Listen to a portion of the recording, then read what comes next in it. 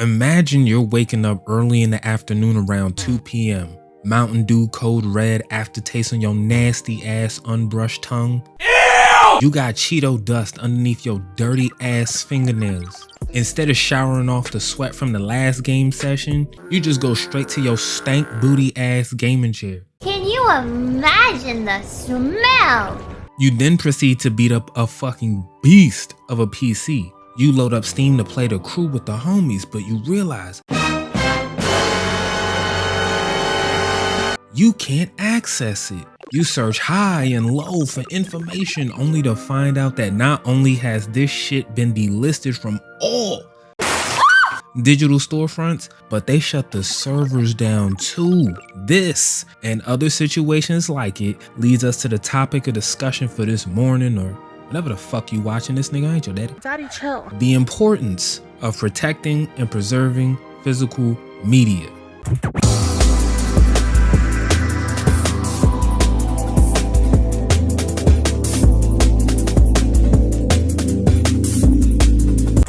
The need to protect physical media has become even more important as these corpo dickbags try to find even more reasons to lead us to being digital-only pay pigs that have to give up money monthly to enjoy themselves. Try the fuck again, bitch! All those things sound fucking awful, and it's something we should surely avoid. A world where the physical is completely phased out leaves us, yeah nigga, that means you, as the consumers, at their mercy.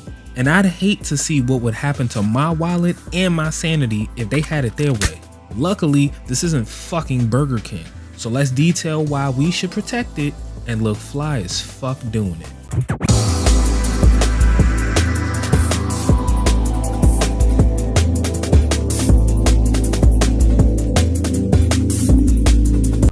The first reason is one of my favorites, and that's the big O. And the O is for ownership. Now, when you go into GameStop and pick up your game off the shelf and make your funky ass purchase, the second that transaction is complete, the game is yours to do whatever you please with it in perpetuity. When you log into these digital storefronts like PSN, there's a fucking Tetris cinder block of information in those terms of service. While you fail to read it and learn all about those lovely arbitration clauses, many also fail to realize that the game you purchase is not yours. That's right, kids. Just like buying some NFTs, you aren't actually buying what you thought. You are buying access to a license that allows you to then access the game. This license can be revoked at a moment's notice if they so choose, which leaves them with all the money and you with nothing but your dick in your hand, confused as shit as to where your product went with no access to what you paid for. Well, that's unfortunate. This is, of course, to anyone with two brain cells to rub together, is incredibly anti-consumer and super not fucking cool. Message! Physical media allows you, This nigga here, to retain your ownership and do as you please. It's also what leads into the other segments, but before I get into that, just want to let you know I did not forget you digital niggas. If you must download, then download from places like GOG, because there, when you buy the game, nigga, you buy the game. No licenses, and you get the executables to do with as you please, wherever and whenever to your heart's content. You also don't have to deal with DRM, that usually only hurts the paying consumers and not those pirates these niggas pretend to be so fucking worried about. Shit's stupid, since they wasn't gonna buy this shit no way. But that's another conversation for another day. You won't have to worry about being online to play a single player game. It's yours to enjoy as you see fit.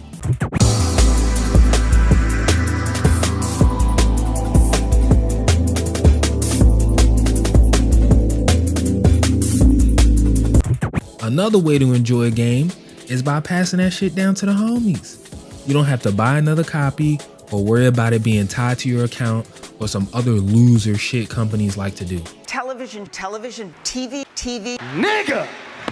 Now, I will say that game sharing on the Xbox, P5, and the Switch are available as well, allowing you to buy one copy and share with all them cool ass niggas I mentioned earlier, those homies I was talking about. I know some of you niggas don't have friends, but figure it out. If you got any of those platforms, make sure you activate that shit with the quickness so that you can be the best cheapskate you can possibly be. On the other hand, remember when the Xbox One and PlayStation wanted to prevent us from sharing our games by tying them to our accounts to prevent things like reselling and game sharing? Then Sony threw them niggas Xbox under the fucking bus.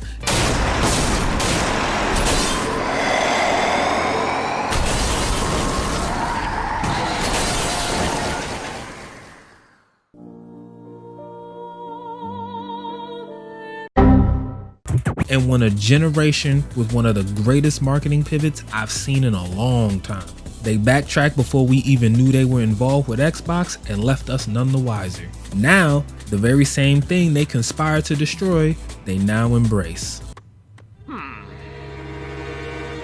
Now, the reason I bring that up is because these companies don't care about you or me. Nigga, they'd set you on fire to keep warm if they left their air conditioner on for too long. They only value profits and will do everything in their power to get it. They are relentless in their pursuit of that money and will change their fickle little minds at a moment's notice. If it's digital, then you are at their mercy. If it's physical, you can avoid that entirely, for the most part, because the 1.0 version is still on the disc to do with as you please and share the experience with whoever you so choose. Then, on the flip side, if you're trying to get some coin your damn self, then you can sell that shit. You can't fucking sell digital goods because they ain't tangible, like, duh, nigga. Now, if you still got your physical collection, then you might be able to make a pretty penny if you list that shit on eBay or something and sell it with the quickness if you want to. With physical goods, you get a finite amount of product. So if you have one of the last copies of something, particularly in gaming, then that shit could be worth big money.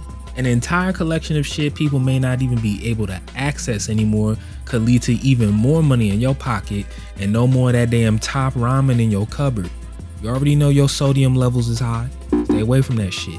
And don't even get me started if the condition looking right, cause if so, then the money could be even more stupid. I'm telling you. So if you wanna really get to a bag, then physical is where it's at. Cause last time I checked, a copy of Sonic Adventure can be worth up to $200, while Def Jam Fight for New York is upwards of $3. Get in that closet and get to them bands, nigga.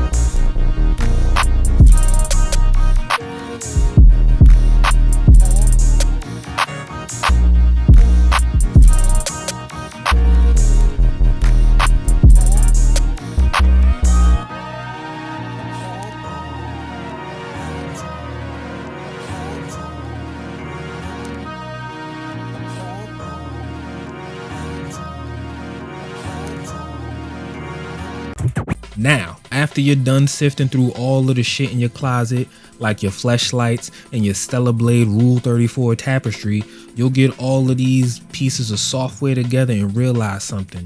You'll look at all of these games and realize that you are looking at history, and that you've also played a small part in preserving it. Game preservation is a huge issue, especially with the advent of everything trying to move towards digital only.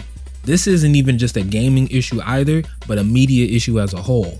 Cause if there's no physicals being printed and the digital isn't listed on any storefronts, then it's damn near inaccessible. Even worse, it might be lost to the annals of history because files get lost, destroyed due to company policy, or just withheld due to a company just wanting to stack their pockets in the future. The problem is especially unique with gaming. So many storefronts have gone to the wayside with nothing from it being carried over to a new one. All those IPs just left to gather dust, never to be seen again, depriving so many gamers from being able to experience these games and the stories told within them. Companies actively destroying the files for games and preventing them from being saved is especially fucking nasty. Perfect example is the creator of Fallout, Tim Kaine. This nigga here? He was ordered to destroy all the source file backups for Fallout that he'd made once the project was done. Interplay wanted to be the sole bookkeeper of the materials, but these niggas royally fucked that shit up and lost all the damn files. Then these niggas pulled up on him with the hey big head face, asking if he kept it because they needed it, even though they the ones who made him delete the shit in the first fucking place. Not only do these companies not keep their own records properly, but they actively withhold what they do have. They do this in order to resell a 20-year-old game back to you in a plastic replica of a system with a Raspberry Pi in that bitch for $150. Using that faux scarcity they created to get people wanting to buy games that altogether shouldn't cost more than a 10-pack of Orbit. They can't be trusted and have actively threatened gaming history due to their own ineptitude. At this point, who knows how many games only exist because of the remaining physical copies and emulation. It's crazy how just by buying a physical copy of a game, you could be helping by not only preserving history, but allowing those who come up after our old asses are gone to experience it as well. So if you got some of your old games and you want to help preserve them or let others experience them, then you got some options. You can donate them bitches to your local library, charity organizations like Able Gamers and Gamers Outreach. There are even places trying to preserve games history similar to the way a museum would, and they may take those games and even your consoles too. Gaming isn't only about experiencing it yourself, but with others. If not with them, then pass it down so they can experience the same joy themselves and build their own memories just like you did when you was a young bull still figuring out how your dick worked, or your pussy, or whatever you got. Stop. No.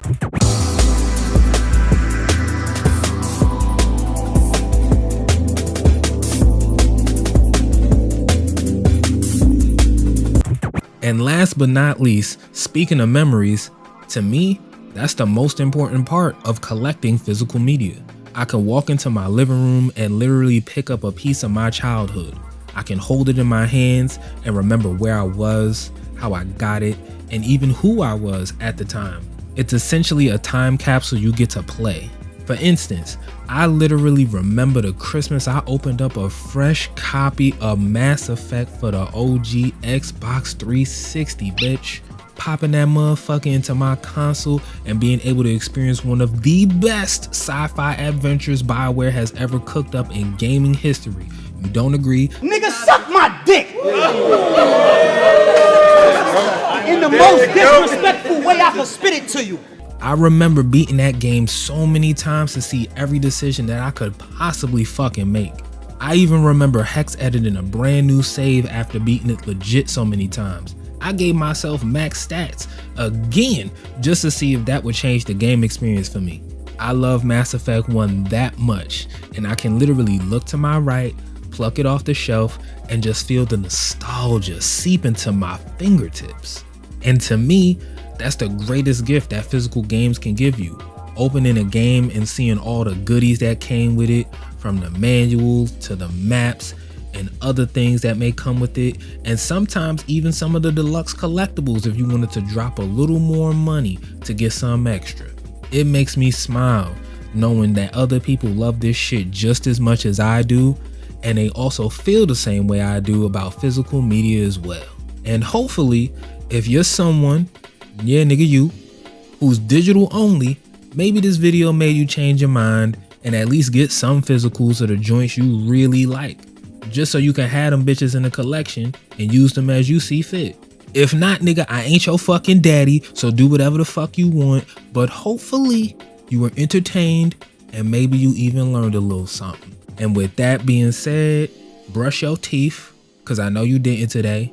Wash your ass right after, cause I know you ain't do that neither. And then tell your mama you love her, and that's the most important one. And I'll see you in the next one. Sayonara, niggas.